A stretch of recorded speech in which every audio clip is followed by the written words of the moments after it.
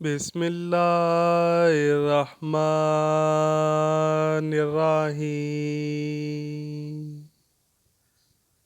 وہ گھر جس کی حفاظت کے لیے ابابیلوں کا لشکر آئے اور ہاتھیوں کے عظیم و شان لشکر کو تباہ و برباد کر دے، وہ گھر جس کی حفاظت دنیا کی تخلیق سے ہی کی جا رہی ہے، ایک دن ایسا آنے والا ہے کہ مقدس گھر یعنی خانہ کعبہ کو گرا دیا جائے گا اور اس کے ٹکڑے ٹکڑے کر کے سمندر میں پھینک دیا جائے گا۔ لیکن یہ کب ہوگا؟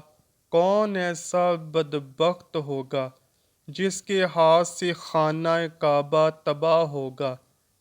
کیوں خانہ کعبہ کے ٹکڑے کیے جائیں گے؟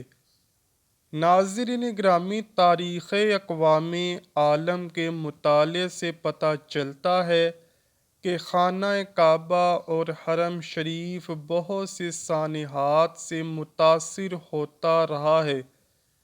طوفان نوح کی وجہ سے سیدنا آدم علیہ السلام کی بنائی ہوئی بیت اللہ کی بنیادیں بھی غرق آب ہو گئیں۔ پانی کے ریلے نے خانہ کعبہ کی جگہ ریت اور مٹی اکٹھی کر دی۔ ریت اور مٹی کا بھی انبار بعد میں ایک ابھرے ہوئے سرخ ٹیلے کی شکل میں مرجع عوام بن گیا۔ مظلوم اور بیمار لوگ اس ٹیلے پر آ کر دعا کیا کرتے، حج کے لیے بھی لوگ اس ٹیلے پر آتے۔ یہ عمل حضرت ابراہیم علیہ السلام کی تعمیر کعبہ تک جاری رہا۔ طوفان نوح کے بعد خانہ کعبہ کئی دفعہ بارشوں کے پانی اور سیلابی ریلوں کی زد میں آیا۔ یہاں تک بھی ہوا کہ کعبے کا چوتھا حصہ پانی میں ڈوب گیا۔ حجاج بن یوسف کی فوج نے خانہ کعبہ پر سنگباری کی۔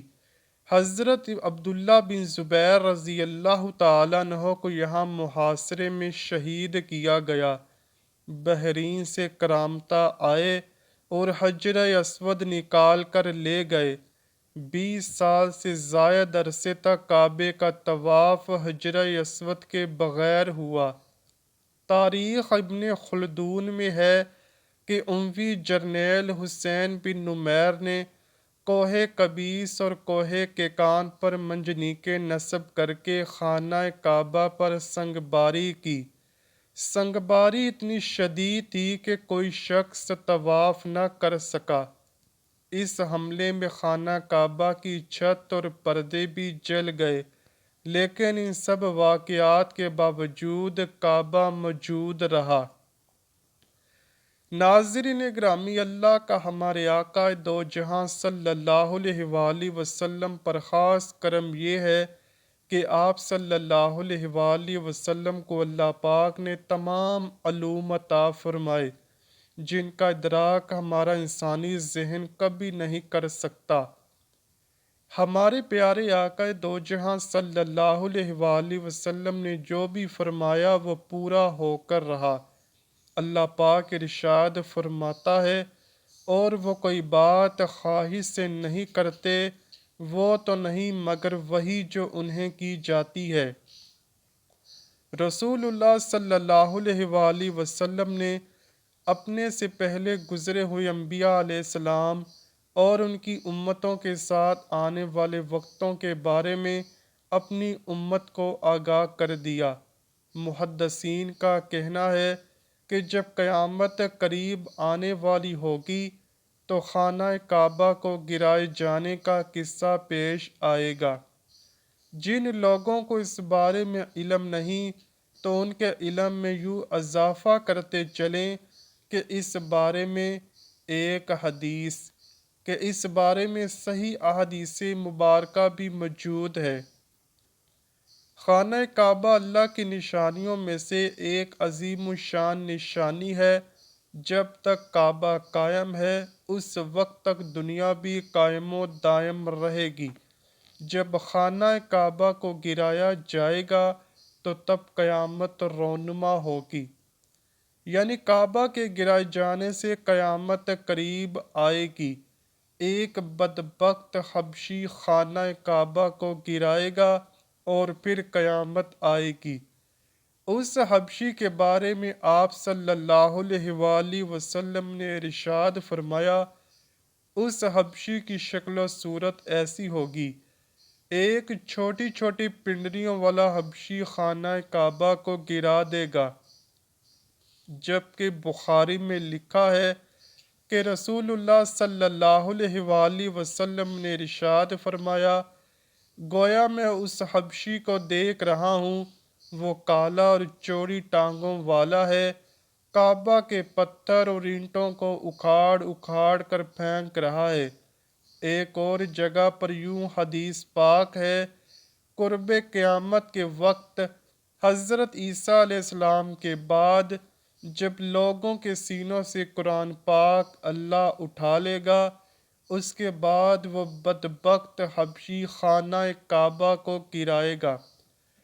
اس حدیث میں افحج کا لفظ ہے، اور افحج وہ ہوتا ہے جو اکڑتا ہوا چلے یا چلنے میں اس کو دونوں پنجے نزدیک رہیں اور دونوں ایڑیوں میں فاصلہ رہے۔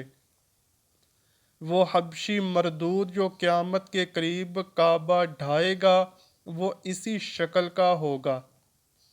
دوسری روایت میں ہے کہ اس کی آنکھیں نیلی، ناک پھیلی ہوئی ہوگی، پیٹ بڑا ہوگا، اس کے ساتھ اور لوگ بھی ہوں گے۔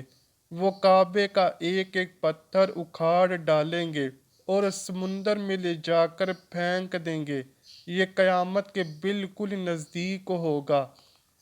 یہاں یہ بات بھی ذہن میں رہے کہ ان قیامت کی نشانیوں سے متعلق روایات میں چند ایک معاملات و شخصیات کو چھوڑ کر ان کا وقوع ہونے کا وقت، حالات، شخصیات و اقوام عالم کا معاملہ کافی چھپا ہوا ہے، واضح تو بالکل نہیں ہے۔ اس لیے اس پر کوئی حتمی رائے نہیں دی جا سکتی کب کون سی نشانی پہلے ظاہر ہوگی اور کون سی بعد میں ظاہر ہوگی۔ آج کل کے سیاسی تناظر میں لوگ اور اکثر علماء کرام یہ سمجھ رہے ہیں کہ بس قیامت صرف چند سالوں یا دہائیوں میں آنے والی ہے۔ کعبہ اور مسجد نبوی صلی اللہ علیہ وآلہ وسلم کو یمن یا ایران کے جنگجو تباہ کر دیں گے اور خود زمین میں دھنس جائیں گے۔ آئندہ چند سالوں میں امام مہدی اور حضرت عیسیٰ علیہ السلام کا نزول ہو جائے گا۔ برمودا ٹرائی اینگل سے دجال نمودار ہو جائے گا اور خوب فتنہ پھیلائے گا۔ یہودیوں، عیسائیوں اور مسلمانوں کی آپس میں جنگ ہوگی جو بس چند دن کی دوری پر ہے، وغیرہ وغیرہ۔